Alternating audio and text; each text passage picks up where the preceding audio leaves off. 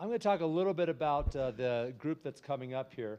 You all know Sally Ranney. She's going to be moderating this session. And so we've got two individuals from the Divest Invest group. So first off, I want to thank Divest Invest for being an Earth Ally sponsor of AREDAY. So they're doing a lot to help AREDAY in general.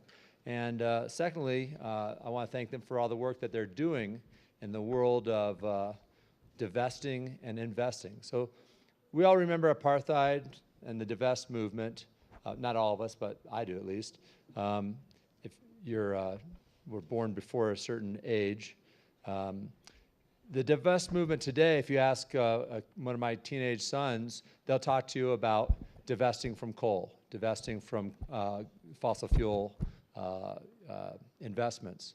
And it's a campus-wide, well, hopefully not campus-wide, but nationwide phenomenon, moving from fossil fuel and into clean energy investments. So our two guests from Divest Invest are, one of them is, let's see, Clara Vonrich. Vonrich or Vonrich? Vonrich. And she's with the philanthropy side of Divest Invest. And then Vanessa Green is with the individual side of Divest Invest. So I'll let Sally take it away and have a great armchair conversation. Thank you. Okay, thank you. Thank you. Well, this is one of my favorite subjects. I love this because the Divest Invest movement is really taking us into systemic change, which has been floated around here. We really need some deep systemic change. This is one of the social movements that's going to do that. The VEN also, I think, is another one that's going into systemic change. But the Divest Invest movement, and I'm going to let these ladies explain, how it got started and why it got started, but it really is a call to institutions, to individuals, to pension funds, to really look at their fossil fuel investments, particularly endowments for foundations. That's one of the places where this movement started. Because here these foundations were providing grants for environmental work, and at the same time, they were investing in what was creating what they were giving their grants for to stop or change. Mm-hmm. So Ellen Dorsey, which these women have worked with whom I also know with the Wallace Global Fund, was one of the original perpetrators of this movement. So why don't you go ahead? Sure. I think Ellen would really enjoy that characterization as perpetrator. She's an activist of the highest caliber who got her start with the apartheid era movement back in the 70s and 80s. And she is also the executive director of the Wallace Global Fund, which is a premier Washington, D.C. foundation working on human rights, environment, and women's rights. She, in 2010, like much of the rest of the philanthropic community, was looking around in a state of shock because two of the biggest programs that philanthropy had thrown its weight behind, namely Copenhagen and a successful climate treaty or climate bill in the US, Waxman-Markey, had both failed. They had both gone up in flames. They didn't deliver the promise that so many organizations in the climate field had hoped they would achieve. And so here was a fractured climate movement which really had to do some soul searching. They had put so much money into these two initiatives and they had precious little to show for it. So at the same time, there was a really compelling analysis by a woman named Theda Skocpol of Harvard University who wanted to sort of break down the reasons why the climate movement had been foundering for so long. And what she concluded was that these big philanthropies were pouring their monies into top-down solutions. Top-down solutions, backroom dealings with politicians, policy prescriptions, meeting with the politician du jour, trying to twist his arm, and they left the most important card on the table, and that card was the people, the grassroots, the people power. And so Ellen, taking her experience in the apartheid movement and then coupled with this new analysis by Theda Skocpol, really realized that it was time to support and raise up the power of the grassroots to lead on this challenge. And so she got together with a couple of other visionary thinkers, some of whom are in this room, like Andy Behar, Tom Van Dyke, John Powers, David Fenton, and they started talking about divestment as a tool in the climate fight. And they started talking about how it might be used successfully on student campuses to start. And so in 2011, the first coal divestment campaigns were launched on college campuses. And by the end of the year, from about 6 or 7 campaigns, there were over 100. And then Bill McKibben of 350.org entered the scene, and he published the now iconic article in Rolling Stone called Global Warming's Terrifying New Math. And in that article, he really shared with the world Carbon Tracker's seminal analysis on the carbon budget. And you guys are all familiar, this notion that 4/5 of all coal, oil, and gas reserves have got to stay in the ground if we're going to maintain a habitable planet.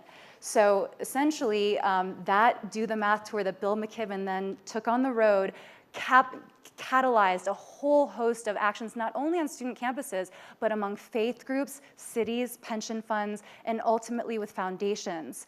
And so I'm here representing the foundation arm of this broader movement, which, like I mentioned, spans all sectors, now totaling 500 institutions globally with $3.4 trillion in assets under management. And just to give you a sense of where we started, with our first press conference in 2014, where we announced the Rockefeller Brothers Fund was divesting, which of course had such a beautiful poetic symbolism, given it was the family that had founded and launched Standard Oil, which became Exxon, which is now the leading, villain in the climate saga. They decided that it was time to move on, and Stephen Hines, the executive director, said, "Listen, if John D. Rockefeller were alive today, he would, as a prudent businessman, make the same decision that we're making today. He would divest and invest because he sees the writing on the wall." So today, like I mentioned, $3.4 trillion in assets under management. And just to give you a sense, you asked me about statistics and comparing and giving people a sense of what that means. If you take the capitalization of the top 10 fossil fuel companies around the world, publicly traded companies, they hold assets under management of about $1.8 trillion. So our movement now counts assets under management twice that of the top 10 biggest oil and gas companies. So that gives you a sense of the momentum and the scale of this very powerful movement. And it's interesting you bring up the carbon budget, because the Paris Agreement doesn't say anything, quote unquote, about a carbon budget. It left it open-ended for the indices for countries to contribute whatever their contribution was going to be to carbon emissions. But they don't talk about or say anything in that document about the bookends to that, because depends on what statistics you look at or what studies you look at, but if it's 1,200 gigatons that we have left, which translates into 2/3 or 80% of keeping it in the ground, but then how do you invest that? How do you invest that carbon budget? How much goes into shifting over the transportation sector? How much goes into the built environment?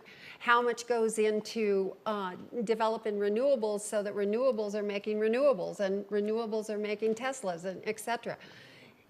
That math hasn't really been drilled down into the level that I think that we have to go in order to really know where we're going to be in 10 years, in 2020 or 2035. So the carbon budget is really key, I think, in this whole divest movement, or divest invest movement. Now, there's two figures here that are really interesting. You say that you're 3.4 trillion that have been moved, and in the Commission on the New Climate Economy, which former President of Mexico, Calderon, Felipe Calderon, his report, it's going to take $17 trillion to move the world into 100% renewables.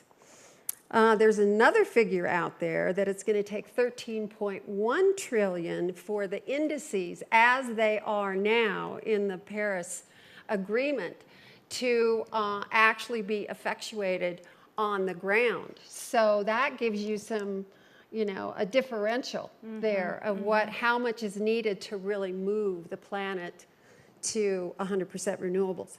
So Vanessa, you've had a very interesting history in this movement. Why don't you tell us what you've been doing? Sure.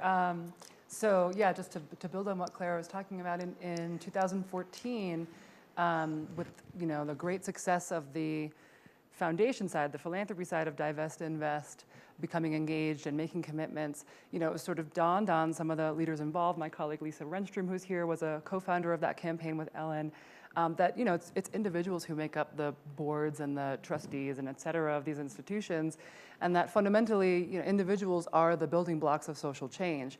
And so the more that we are talking to people at the individual level, we can talk about their individual investments, and we can talk about their roles of influence and power within institutions.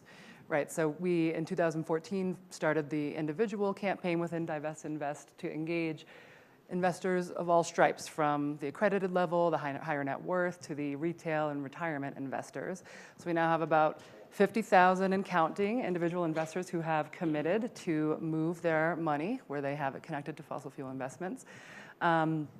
And that's about $5.2 billion within that 3.4 trillion number. So, not insignificant. The individuals really do have a lot to contribute here. There's a lot more people to engage, including probably a lot of you in the room. No, actually, that's a great point. Who among the audience has actually taken the Divest Invest pledge? Okay, maybe a tenth. Okay, well, there's a booth that we're womaning outside where you can sign up directly to take the pledge, and there really are no upfront costs. It's first of all a principal pledge to divest your portfolio over 5 years and invest a portion of your portfolio, about 5%, in renewable energy or other climate solutions. And so there's, just to be clear, there's no divestment police that are going to come hunting you down if you fail to take the pledge. But this movement is all about numbers, and it's all about people standing up. And what's so beautiful about it is that it's so democratic. All of us have something to divest, whether we're part of a university that we graduated from that we can pressure to divest, or we're an individual that has a 401k or other kind of pension fund. We can work with our employers to give us a fossil-free option. So truly, the fact is you can move beyond light bulb changing, you can move beyond even retrofitting your home and actually go to the belly of the beast and start moving the money. What are some of the myths around divestment in relationship to, okay, you divest, and then how much money is on the side now that's just sitting there because people are not quite sure where to go? We heard about Etho Capital.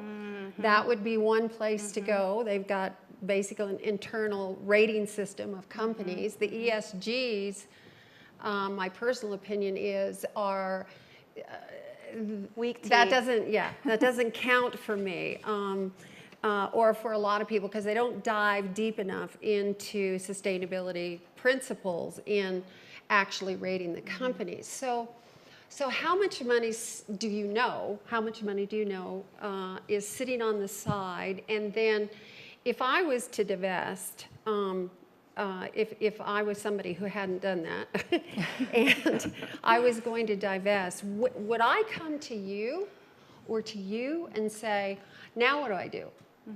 I've got $7 million in an account, and I'm not in fossil fuels, but now what do I do? Do you provide that kind of guidance? So my answer, Clara and I may have different answers, but it might be the same. My answer is that no, I don't provide that kind of guidance at the level of investment advising. We are not investment advisors. We are campaign advocates, right? So we would connect you with a range of potential options for advising, or we would give you resources that you could then take to your trusted advisor. That's actually one of the key points of this whole movement. That's been really neat to understand for myself in any case, that your assets, if you're not managing them directly, then you have a manager or an advisor who's doing that for you. And there's been different conversations about fiduciary duty at this stage. I think everybody's familiar with that. But it's really, the call of action here is also on these middlemen, right? These middle people, to really make sure that they're staying aware of the latest news, the trends, all of that, and that they don't let them get away with, no, you can't do this, and have the conversation end there. And one of the offshoots of this movement is the proliferation of new investment vehicles that, fulfills the demand of investors like you and me who want other options beyond the conventional. So many of us, you talked about the myths about divestment, and one of the greatest myths that we've had to overcome and we're still struggling with is that you have to make a choice between your investments and your values, that somehow there's a divide and that you're going to be outperformed by the market if you divest, that your financial performance will suffer. Well, guess what? We now have about 5 years of experience that shows it's exactly the contrary, that divest, invest institutions are outperforming the market, and there are a number of empirical studies ranging from MSCI to the Bloomberg New Energy Finance and a range of others that show that year on year, these divest invest portfolios are outperforming their conventional sisters and brothers. And the one industry-funded sort of analysis that showed that divestment was financially risky was done by the Independent Petroleum Association of America, which I love the independent there. It's just perfect. And they found that a divested portfolio actually suffered financially, but guess what? They went back 50 years and compared performance over 50 years. Guess what? That was the heyday of the oil and gas industry. We're in a very different time now. We're in a very different time now. We're looking at the death of an industry and the birth of a whole new one. And this is where the new fortunes are going to be made in the clean energy future. So, coal has been our biggest advocate right now. It has gone down the tubes, and investors in coal have suffered mightily. Oil and gas is a bit more complicated. When we talk to investors about divesting from oil and gas, they say, look, this is a cyclical market. There's going to be an upswing. We don't want to lose our shirts. We want to take advantage of that upswing. But guys, that's a morally indefensible position. Are you going to save a few pennies just to support an industry that's destroying the earth? Or are you going to be bold and invest in the truly growth sectors of the future, which may not be the most wealthy today, but you better believe that there's going to be 100 more Teslas, 100 more solar cities, 100 more other brave and bold companies that are going to change the face of we know it and are going to be the Standard Oils of the future in terms of capital accumulation and benefits to investors. But climate risk analysis also now is one of the things that came out of Paris in the forums that I participated in was climate risk analysis. Climate risk analysis everywhere from insurance companies to health companies to, you name it. And there was a study, and maybe one of you can remember the name of it, but it just came out like, I'm going to say 5 months ago, and it was saying that if you construct a portfolio now with fossil fuels included, that your climate risk, and they have a rating, your climate risk goes way up. And so I think that we're going to see sort of a trajectory like this. The climate risk is really high. You don't want to invest in that.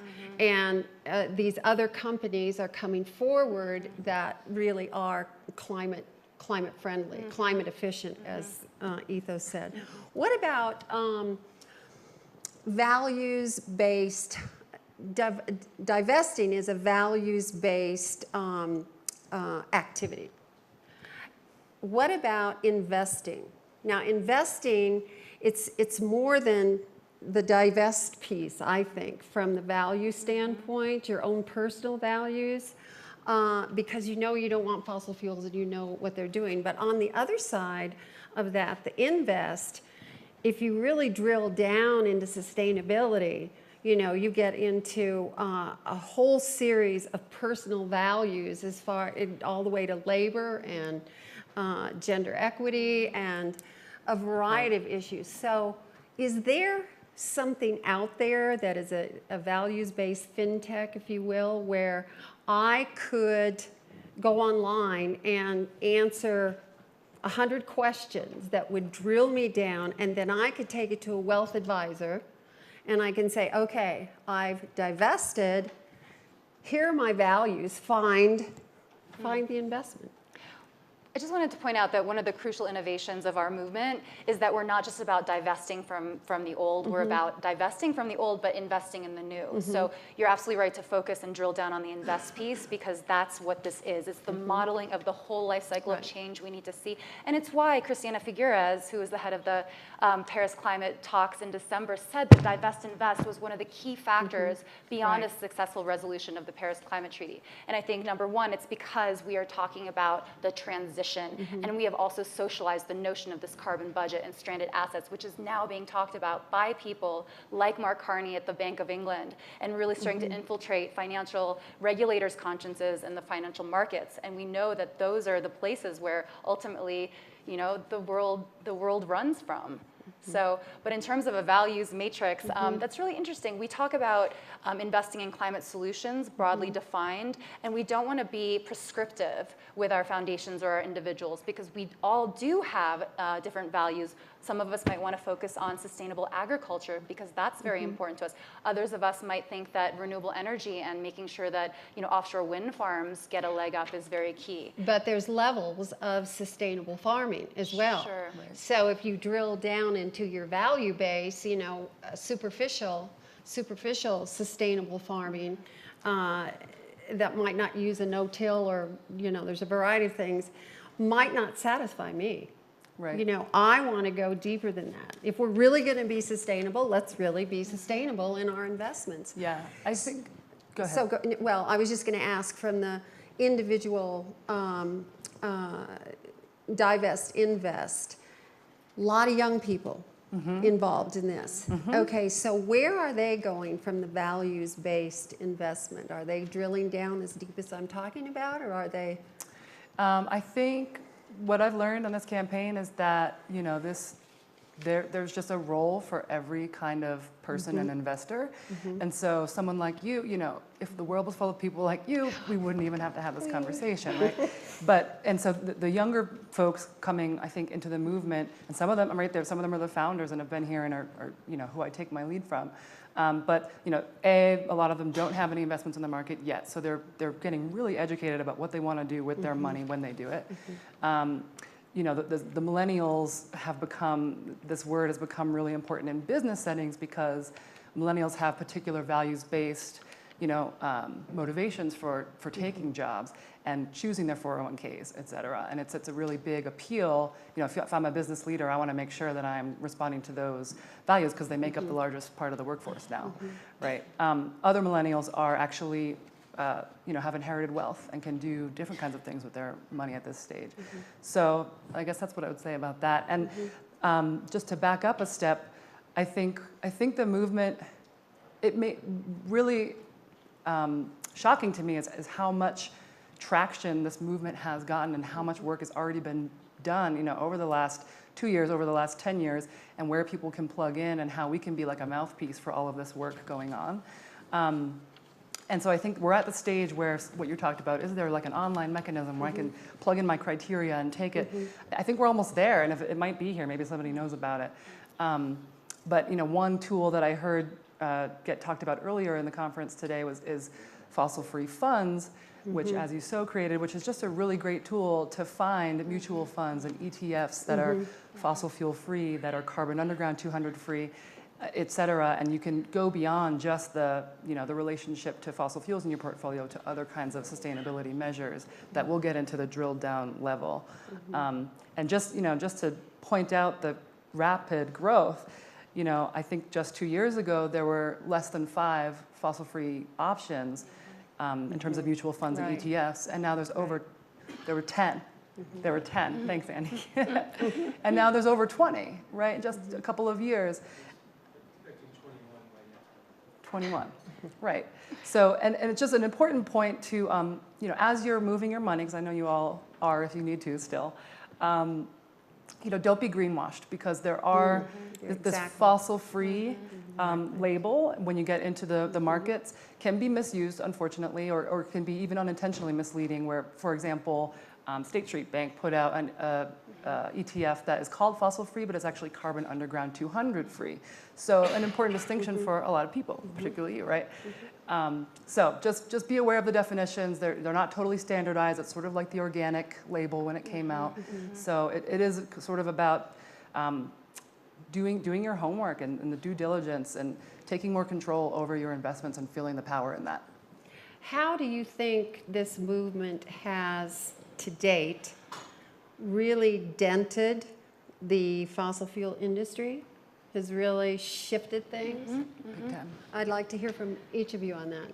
Absolutely. That was actually a myth that I wanted to talk about. One of the biggest myths is that divestment can't possibly make a difference to the bottom lines of the fossil fuel companies.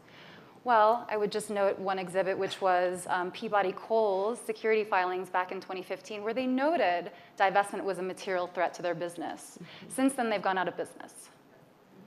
As have a number of other American coal producers and a whole bunch of wildcat oil companies and gas companies.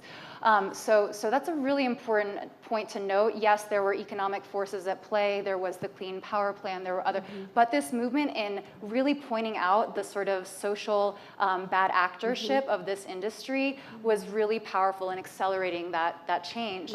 And another point that people make is, well, gosh, if I sell my investment in Exxon, some other investor will just buy it up, snap it up, and it won't actually make any difference.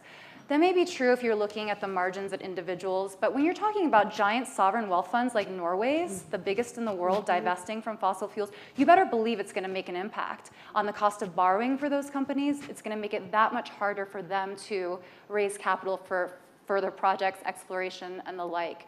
That's the other part of the insanity is we can't burn 4/5 of what's in the ground, yet we're spending close to $1 trillion annually in looking for new reserves beyond those we can't burn.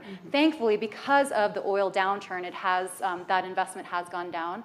And then finally, the most important thing, which I mentioned before, that the divestment movement has done is socialize this carbon budget stranded assets concept, which is changing policymakers' minds, which is, you mentioned the Paris Agreement didn't talk about divestment or stranded assets, but it did embody by 2050 net zero carbon emissions framework, which implicitly recognizes and incorporates the stranded assets analysis. I like more detail. Right, you like more detail.